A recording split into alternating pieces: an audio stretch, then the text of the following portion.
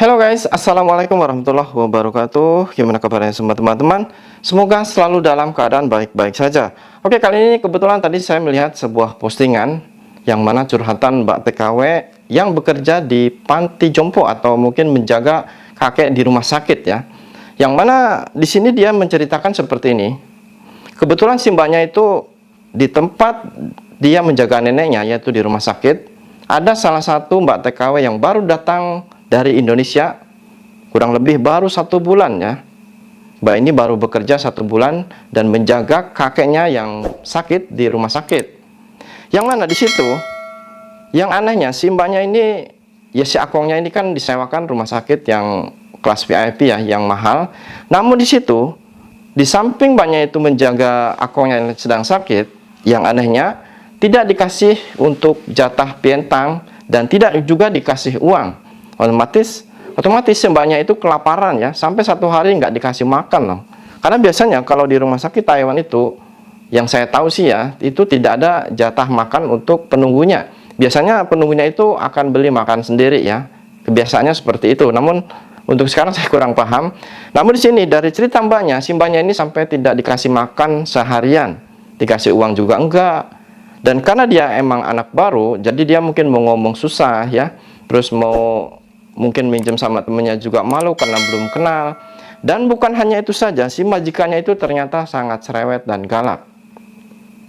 Jadi dari kisah ini dan dari keadaan si mbaknya ini bisa menjadi pembelajaran untuk teman-teman yang mau bekerja ke Taiwan ya.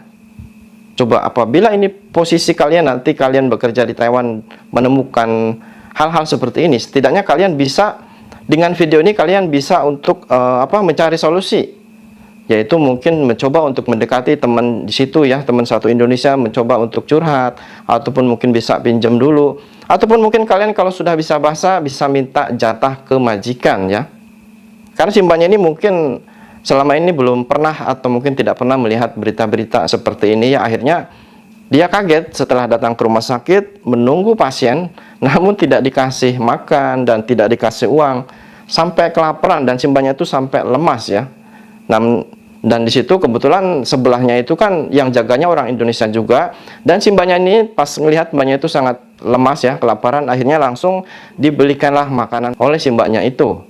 Dan untuk si mbaknya saya ucapkan terima kasih karena sudah memberikan makanan untuk mbaknya ya, karena emang si mbaknya ini baru.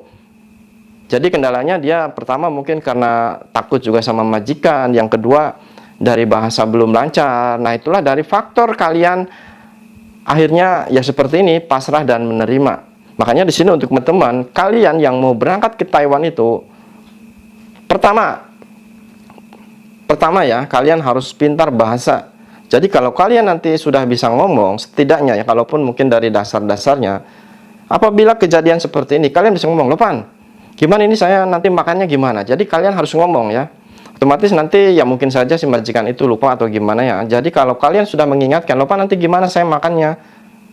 Setidaknya biasanya nanti kalian akan dikasihkan uang untuk beli pientang ya. Pientang itu seperti nasi kotak ya.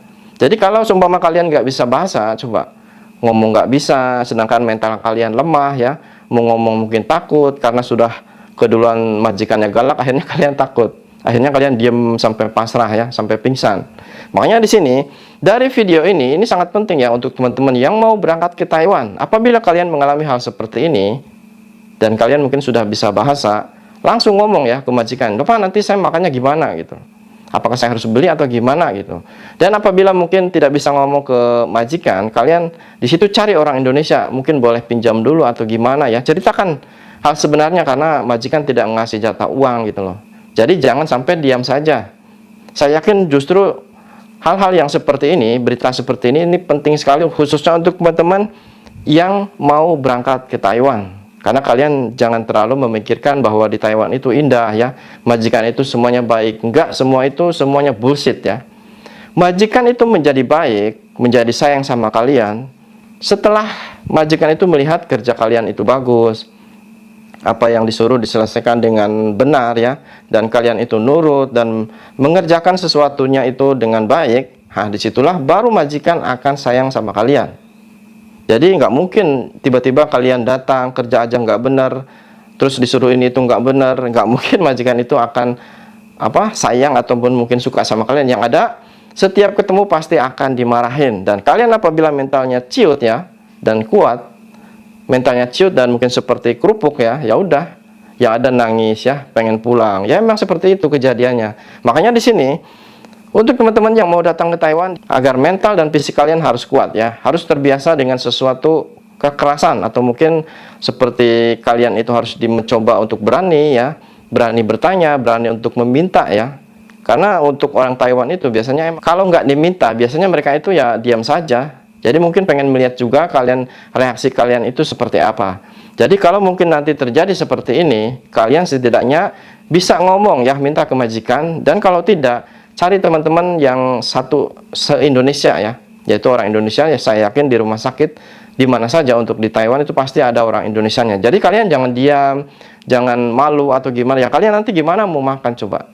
Jadi setidaknya kalaupun kalian tidak bisa ngomong ke majikan, kalian bisa cari teman kalian untuk minjam dulu kayak atau gimana ya. Dan nanti kalau seumpama majikannya datang, suruh temannya untuk ngomong, menyampaikan gimana ini untuk makannya, untuk mungkin beli jajannya gitu. Setidaknya si majikan itu diperingatkan biar mengasih jatah untuk makan kalian. Nah, jadi dari kisah ini saya rasa ini sangat penting sekali, khususnya untuk teman-teman yang baru mau datang ke Taiwan ataupun mungkin yang sudah di Taiwan namun masih masih baru ya. Jadi untuk teman-teman dimanapun bekerja, semangat terus dan ciao.